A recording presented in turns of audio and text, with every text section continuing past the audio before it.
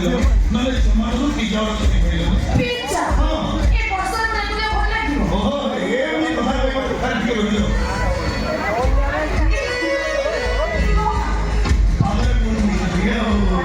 ଆଚ୍ଛା ସରି କୃଷ୍ଣା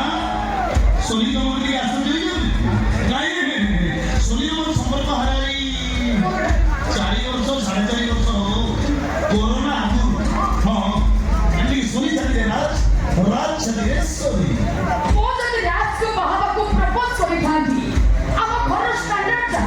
ବିକ୍ରମ ଦେବ କେବେ ବି ପ୍ରସ୍ତାବ ଗ୍ରହଣ କରିନଥାନ୍ତି ରାଇଟ୍। ସେଇଥିପାଇଁ ସଦର ଦରଜା ଭୁଲି ଝରକା ଭାଙ୍ଗି ଘର ଭିତରକୁ ପଶି ଆସିଲି। ଏବେ ରାଜ କେବଳ ମୋର ଭୁଲ କହିଲୁ ଶୁଣି ତୁ ଭୁଲ କହିଲୁ ଠିକ କଣ ରାଜ ଏବେ ହେଇପାରନ୍ତି ତୋର କିନ୍ତୁ କାଲିକି ତୋର ଦିନ କାହିଁକି ନା ତୁ ତୋ ରୂପ ରଙ୍ଗ ଲୋଭ ଦେଖେଇ ରାଜକୁ ନିଜର କରିଛୁ। ଦିନ ଆସିବ ସେ ରୂପ ରଙ୍ଗ ଦିନେ ତୋର ଫିକା ପଡ଼ିଛି ଯୌବନ ଆସିଯିବ ଆଉ ରୂପ ରଙ୍ଗ ଫିକା ପଡ଼ିଗଲେ ଏଇ ରାଜ ଦିନେ ତୋତେ ଗଳାରେ ଧକ୍କା ମାରି ଭଗବାନ କରିଦେବେ। ମୋ କଥାରେ ଜାଣି ସରିନି କଣ କହୁଥିଲୁ ତୁ ଧକ୍କା ଦେଇ ପଶି ଆସିଛୁ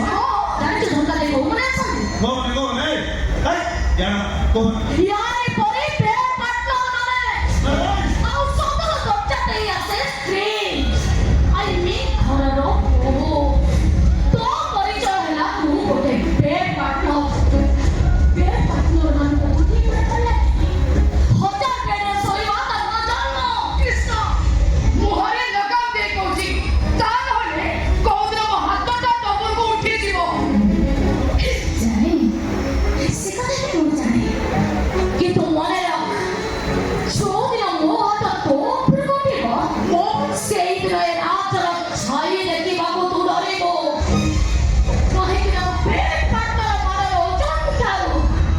ସ୍ତ୍ରୀର ମାଡ଼ର ଓଜନ ଢେର ବେଶୀ। ଅପେକ୍ଷା ମୋ ହାତ ତୋ ଉପରକୁ କୋଉଦିନ ଉଠୁଛି ମାଇଣ୍ଡ